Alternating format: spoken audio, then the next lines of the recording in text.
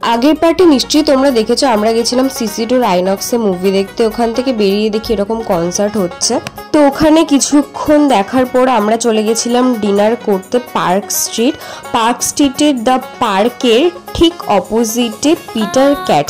এখানে আমার first time আসা, আর এখানে খুব ভালো কন্টিনেন্টাল ফুড পাওয়া যায়। তো বেশ অনেকক্ষণ বাইরে বসার পর আমাদের টোকেন অনুযায়ী নাম অ্যানাউন্সড হলো, তো আমরা সেই হিসেবে ঢুকে গেছিলাম ভিতরে। অ্যাম্বিয়েন্সটা তো কিছু বলারই নেই।